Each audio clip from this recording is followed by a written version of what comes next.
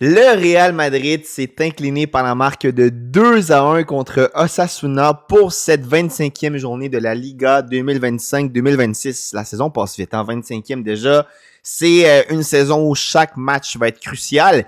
Et le Real Madrid, en moins d'une semaine d'être premier de la Liga, en fait, ça fait depuis dimanche dernier que le Real peut se dire premier, ils mettent en risque justement cette première place parce que le Barça a une opportunité en or que si le Barça gagne pas demain, qui joue contre Levante à la maison, attention Levante, je vais vous dire le classement exact, qui sont 19e en Liga, le Barça mérite pas de gagner cette Liga, sincèrement.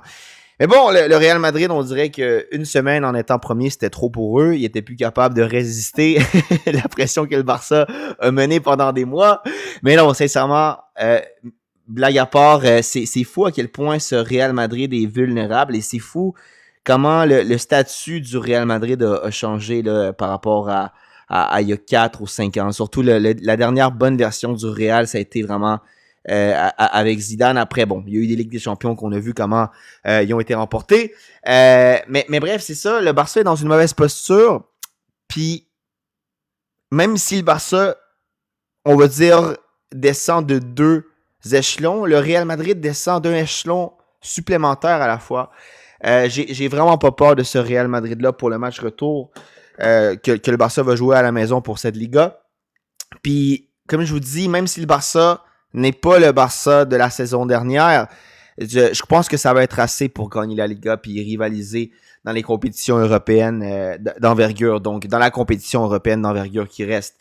Donc, sincèrement, moi, je crois que ce Real Madrid-là, à moins qu'il y ait des trucs habituels en faveur du Real en Ligue des Champions, on va pas se rendre très loin. Ils vont passer, selon moi, contre Benfica, mais dépendant du tirage et des adversaires qui vont piger, je vois pas beaucoup d'avenir à ce Real Madrid-là. Aujourd'hui, encore une fois, une attaque très limitée. En fait, Vinicius, ce que je peux dire, c'est qu'il est en train de retourner à un niveau acceptable, mais l'attaque du Real, ça reste la même chose. Aller chercher les ailes, aller chercher Vinicius, tenter de chercher aussi des appels dans le dos du côté d'Mbappé. Puis Mbappé, Vinicius et compagnie aussi, ils ont découvert une tactique assez facile en étant l'équipe la plus bénéficiée par les penalties cette saison. Statistiquement, c'est pas une opinion, c'est vraiment une statistique.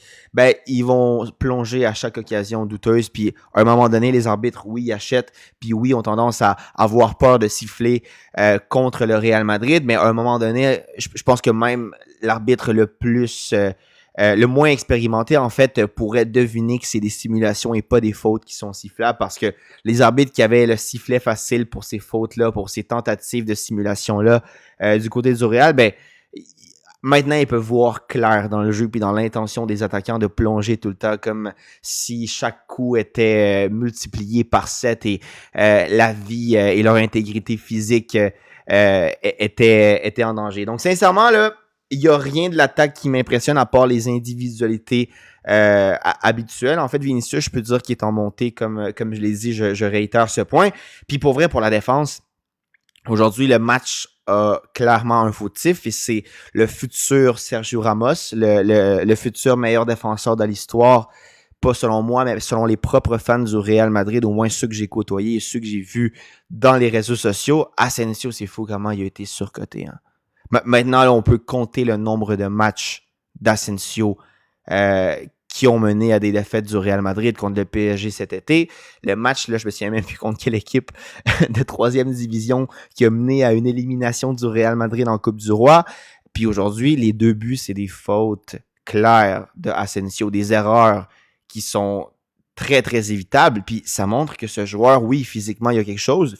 Physiquement, il est pas mal. Aussi, balle au pied, il est pas si mal, mais les gens qui l'ont comparé à Sergio Ramos, qui ont dit que ça allait être le futur Sergio Ramos, pour vrai, je le mentionne toujours parce que les gens ont tendance à oublier. Hein. Les gens, ils ont vraiment tendance à oublier. Ils ont tendance à oublier aussi qu'il y a un moment donné où il y avait un débat entre Hendrick et Lamine Yamal, et un débat entre Güler et Lamine Yamal. Donc, moi, à chaque fois que je vais entendre des dingueries sur les réseaux sociaux ou des trucs de mon chat ou quoi que ce soit, bon, les streams sont un peu off ces temps-ci, mais dans le temps que je streamais, moi, je vais vous le rappeler, hein, ce que vous avez dit. Parce que une chose, c'est donner votre opinion, puis une autre, c'est dire que ce défenseur-là allait être le nouveau Sergio Ramos. Déjà, Sergio Ramos n'avait même pas été formé au Real Madrid, il avait été formé à Séville, mais bon, ça c'est une histoire à part. Même la comparaison est fallacieuse dès les premières lignes. Donc, Asensio, pour ceux qui ne me croient pas, la première faute, pas faute en fait, mais le premier contact qui mène au penalty de Osasuna était très évitable. Courtois avait clairement l'option de toucher au ballon, comme on va le voir sur ces images. Puis Asensio, par inexpérience, il vient toucher le ballon alors qu'il ne devrait pas. Contact complètement inutile de Asensio. C'est lui qui vient dévier le ballon, comme vous voyez. Ça mène au 1-0. Puis c'est pas tout. Le deuxième but, tu sais, il y a tout le temps des dribbles que... Ah, OK. L'attaquant a fait un dribble très, très bon, puis tu peux te prendre, c'est ça, un ankle break, comme on dit dans le sport. Mais celui-ci, pour moi, il est très évitable. Hein. C'est pas une génialité. Moi, je pense que tout le monde qui regarde le foot depuis 5 ans minimum, 5-6 ans, savait que cet attaquant-là allait jamais tirer, puis que c'était une feinte de frappe. Je pense que c'est une des feintes de frappe les plus évidentes. Puis regardez, Asensio, il roule toujours. Hein. Il roule toujours à terre. Il est toujours en train de glisser. Il s'est pris pour les Olympiques de Milan-Cortina. Il est en train de faire une glissade.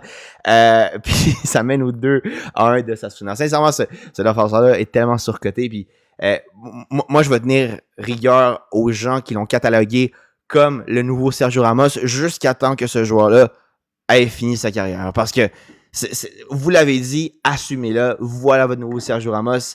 Puis en plus de ça, moi, Sergio Ramos, même si c'est un joueur qui a eu beaucoup de polémiques dans sa carrière, a marqué de nombreuses occasions en étant en jeu, nombreuses, quelques-unes, nombreuses c'est beaucoup, puis surtout a fait des fautes très, très, très cyniques, on va le dire comme ça.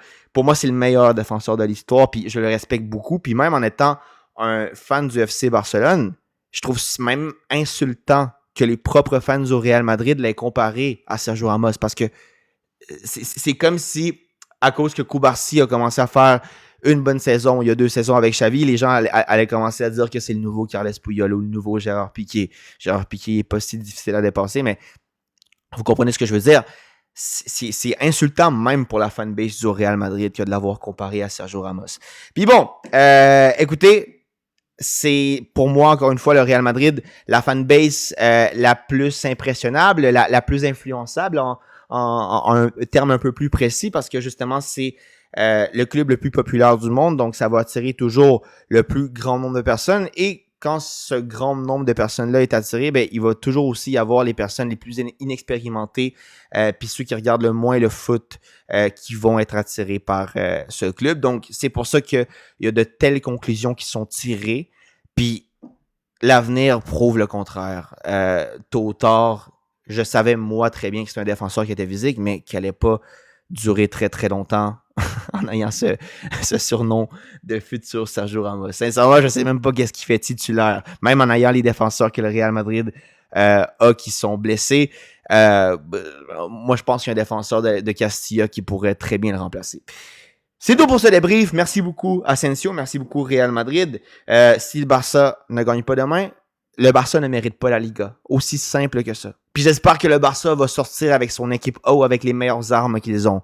Parce que Pedri est supposé pouvoir jouer. Je sais que Rafinha était un peu gêné, mais il faut que le Barça sorte demain pour gagner et sans aucune excuse. Donc, on va voir qu'est-ce qui va se passer demain, mais a priori, le Barça a tout pour redevenir leader de cette Liga 2025-2026. Un gros shout-out à ceux qui ont vu le débrief d'aujourd'hui. On se voit demain pour le prochain, mais si c'est pas demain, ça va être une prochaine fois. À plus!